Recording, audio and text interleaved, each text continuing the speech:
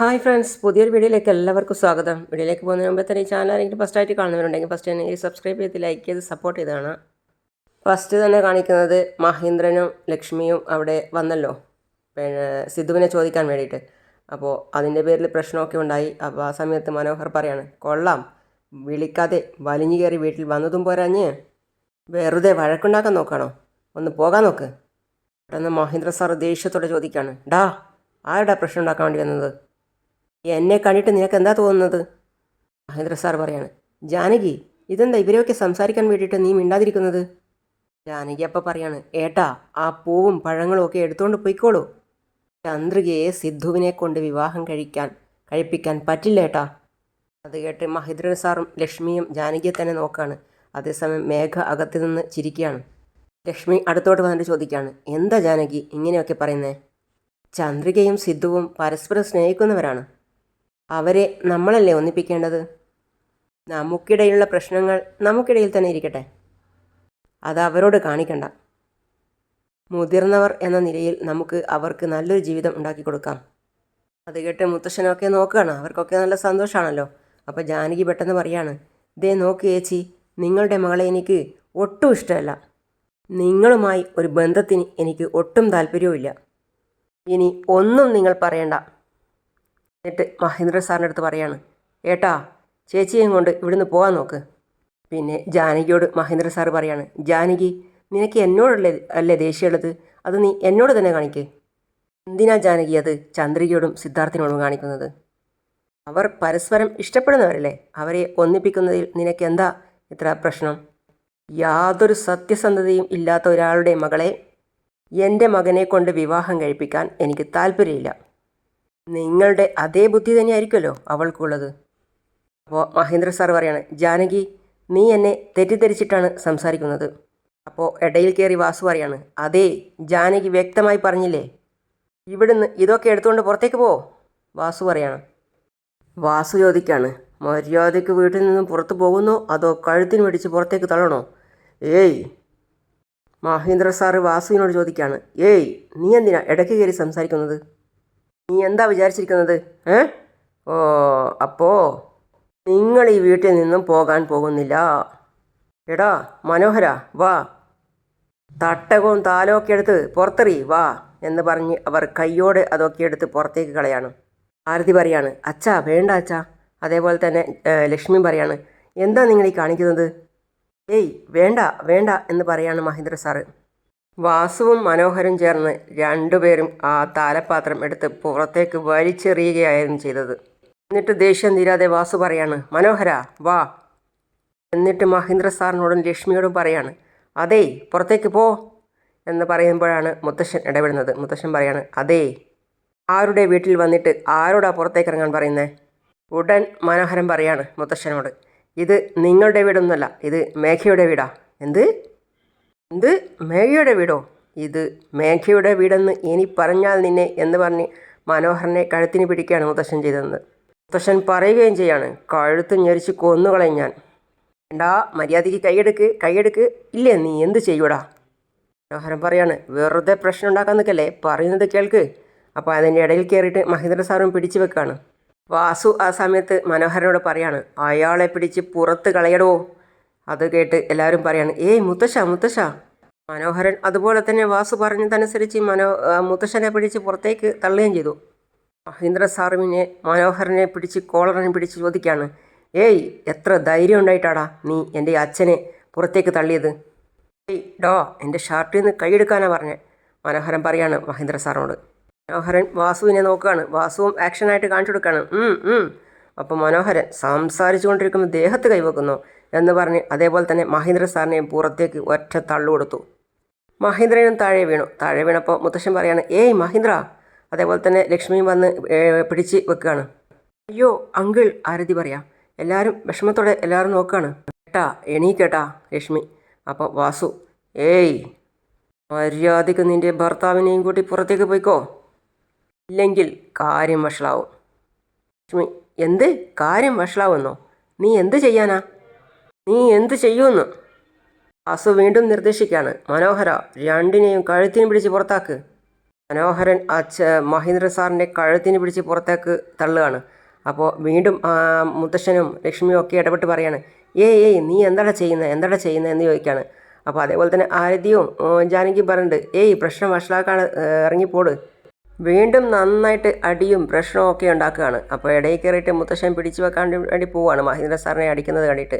അപ്പോൾ പറയാണ് മനോഹരൻ, ആവശ്യമില്ലാത്ത പ്രശ്നങ്ങൾ ഉണ്ടാക്കാൻ വേണ്ടി വരരുത് എന്ന് പറഞ്ഞ് മുത്തശ്ശനെ വീണ്ടും നന്നായി തള്ളി താഴെയിട്ടു.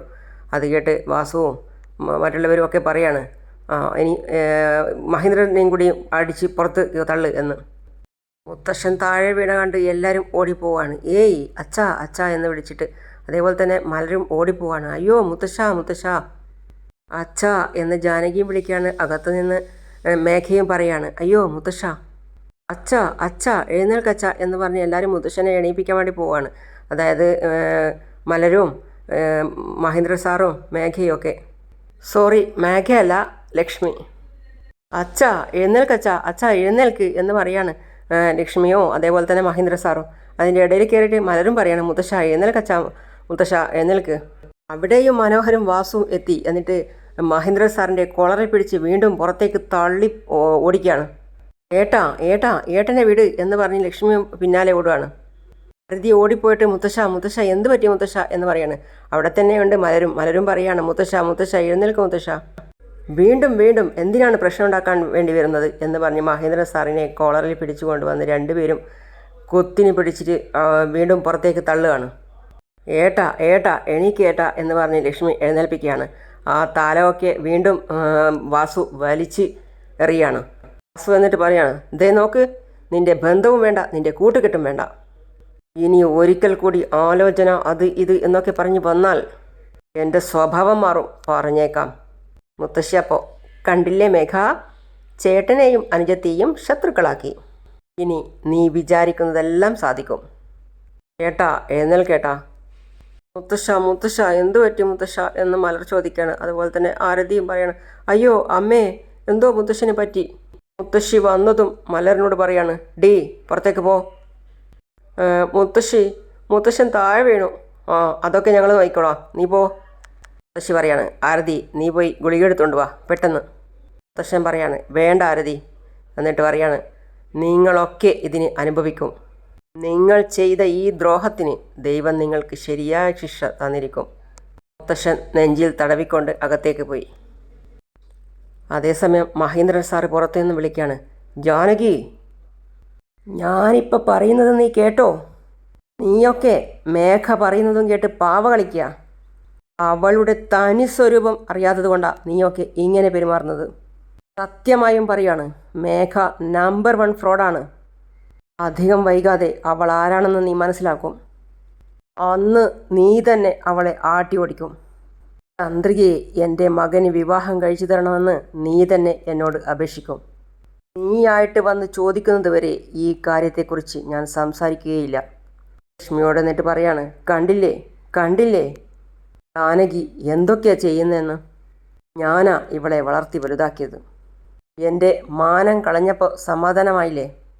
ലക്ഷ്മിക്ക് നല്ല സങ്കടം തോന്നി. എന്നിട്ട് ലക്ഷ്മി പറയാണ്, ഏട്ടാ കരാതെ ഏട്ടാ, വാ ഏട്ടാ നമുക്ക് പോകാം. അതേപോലെ തന്നെ മലരും മുത്തശ്ശി എന്ന് വിളിക്കുകയാണ്, വാ മലർ, നമുക്ക് പോകാം മോളെ.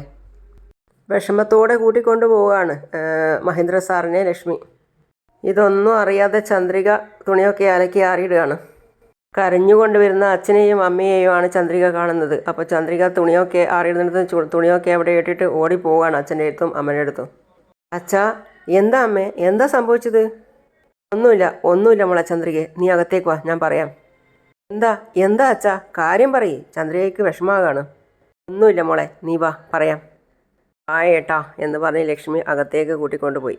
എന്നിട്ട് അവിടെ ഒരു മൂലക്കിരുന്നിട്ട് കരയാണ് വിഷമത്തോടെ. രണ്ടുപേരും 2 സ്ഥലത്ത് നിന്ന് കരയാണ്. അപ്പോൾ ചന്ദ്രികയ്ക്കാണെങ്കിൽ ഒന്നും കാര്യം മനസ്സിലാവുന്നില്ല. ചന്ദ്രിക വീണ്ടും ചോദിക്കുകയാണ്. കരയുന്ന അച്ഛനെയും അമ്മയെയും മലരിനെയും മാറി മാറി നോക്കുകയാണ് ചന്ദ്രിക. പറയണ അച്ഛാ, അവിടെ എന്താ സംഭവിച്ചത്? എന്താ അച്ഛൻ്റെ കണ്ണ് നിറഞ്ഞിരിക്കുന്നത്? അമ്മയെങ്കിലും പറയ എന്നോട് എന്താ പറ്റിയതെന്ന്. എന്നോടൊന്നും ചോദിക്കല്ലേ ചന്ദ്രികയെ, എൻ്റെ നെഞ്ച് പൊട്ടുന്നത് പോലെ എനിക്ക് തോന്നുന്നത്. മലർ, എൻ്റെ മോളെങ്കിലും പറ. വാസുവെങ്കിലും മനോഹരനാങ്കിലും മുത്തശ്ശൻ്റെ ഷേർട്ടിൽ പിടിച്ച് പുറത്തേക്ക് തള്ളി താഴെ ഇട്ടു അമ്മേ. ചന്ദ്രിക അച്ഛൻ്റെ അടുത്ത് പോയിട്ട് ചോദിക്കുകയാണ്, അച്ഛാ മലർ പറയുന്നത് ശരിയാണോ? അതെ മോളെ. പിന്നീടുണ്ടായ സംഭവങ്ങളൊക്കെ മഹേന്ദ്ര സാർ ചന്ദ്രികയോട് വിവരിച്ച് പറഞ്ഞു കൊടുക്കുകയാണ്. ജാനകി പറയുന്നത്, നിങ്ങളുടെ മകളെ കല്യാണം കഴിച്ചാൽ എൻ്റെ മകൻ്റെ ജീവിതം നന്നാവുമെന്നാണോ നിങ്ങൾ പറയുന്നത്? ഇല്ല, ഒരിക്കലും നന്നാവാൻ പോകുന്നില്ല. നിങ്ങളുടെ മകളെ എൻ്റെ മകനെ കൊണ്ട് ഞാൻ വിവാഹം കഴിപ്പിക്കില്ല. എടാ, ആ താലവും സാധനവും ഒക്കെ എടുത്ത് പുറത്തെറി എന്ന് പറയുന്നതും അവർ രണ്ടുപേരും ചേർന്ന് താലവും എടുത്തിട്ട് പുറത്തേക്ക് എറിയാണ്. എല്ലാം അവിടെ നടന്നതുപോലെ വിശദീകരിച്ച് പറഞ്ഞു കൊടുക്കുകയാണ് ചന്ദ്രികയോട്. അപ്പോൾ മനോഹരൻ വലിയ മുത്തശ്ശനെ തള്ളി താഴെയിടുന്നതും അതിനുശേഷം മഹേന്ദ്ര സാറിനെ പിടിച്ച് തള്ളി പുറത്തേക്ക് എറിയാണ്. എന്നിട്ട് അതിൻ്റെ കൂടെ വാസു പറയാണ്, നിൻ്റെ ബന്ധവും വേണ്ട, നിൻ്റെ കൂട്ടുകെട്ടും വേണ്ട. ഇനി ഒരിക്കൽ കൂടി ആലോചന അത് ഇത് എന്നൊക്കെ പറഞ്ഞ് വന്നാൽ എൻ്റെ സ്വഭാവം മാറും. എല്ലാം കേട്ട് കഴിഞ്ഞപ്പോൾ ചന്ദ്രിക പറയാണ്, ഇതുകൊണ്ടാണ് ഞാൻ അച്ഛനോട് അങ്ങോട്ട് പോകണ്ട എന്ന് പറഞ്ഞത്. അച്ഛനാണെങ്കിൽ ഞാൻ പറഞ്ഞത് കേട്ടതുമില്ല.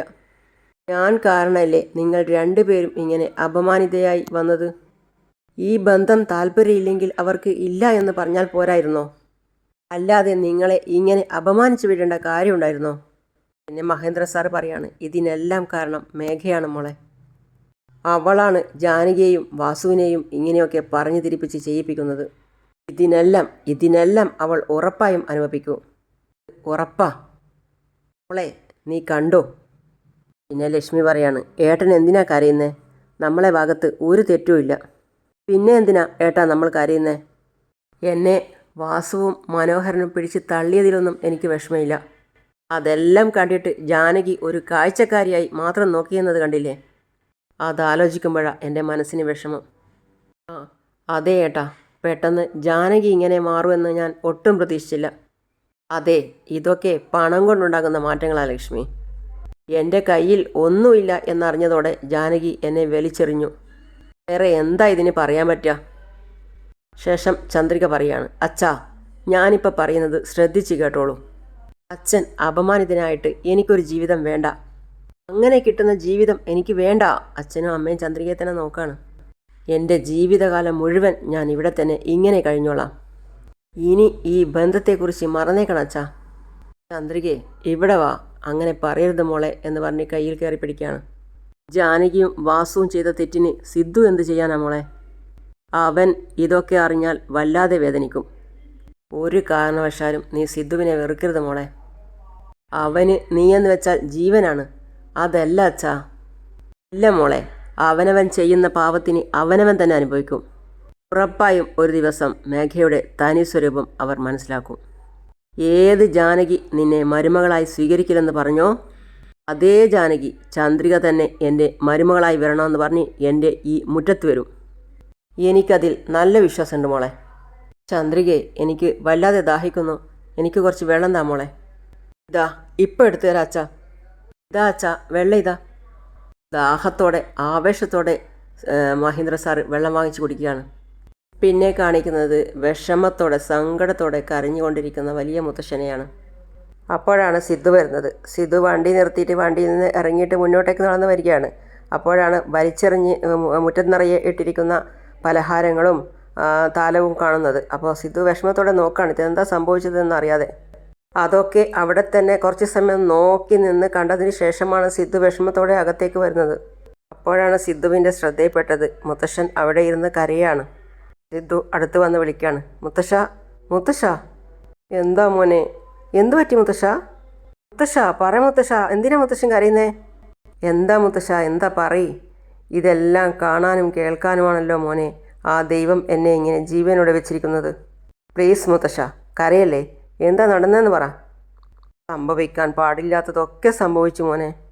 മഹേന്ദ്രനും ലക്ഷ്മിയും നിൻ്റെയും ചന്ദ്രികയുടെയും കല്യാണം ഉറപ്പിക്കാൻ അതിനു വേണ്ടി വന്നിട്ട് അപമാനത്തിനായി തിരികെ പോയി മോനെ. എന്താ പറഞ്ഞ മുത്തശ്ശ? അപ്പോഴേക്കും മുത്തശ്ശൻ ബാക്കിയും കൂടി പറഞ്ഞു കൊടുക്കുകയാണ്. ദേഹത്ത് കൈവെക്കുന്നു എന്ന് ചോദിച്ച് മനോഹരൻ മഹേന്ദ്ര സാറിനെ പിടിച്ച് വെളിയിലേക്ക് തള്ളുന്നതൊക്കെ പറയാണ്. മഹേന്ദ്ര സാറ് മുറ്റത്തേക്ക് പോയി വീഴുന്നതും അവർ കൊണ്ടുവന്ന സാധനങ്ങളൊക്കെ വലിച്ചെറിയുന്നതും ഒക്കെ മുത്തശ്ശൻ വിശദീകരിച്ച് സിദ്ധുവിനോട് പറയാണ്. മുത്തശ്ശനെ തള്ളി താഴെ ഇട്ടതും പറയാണ്. വിഷയത്തോടെ സിദ്ധു എണീറ്റ് നിന്ന് ചോദിക്കുകയാണ്, അങ്കിളിൻ്റെ ദേഹത്ത് ആ മനോഹരൻ കൈവച്ചെന്നോ?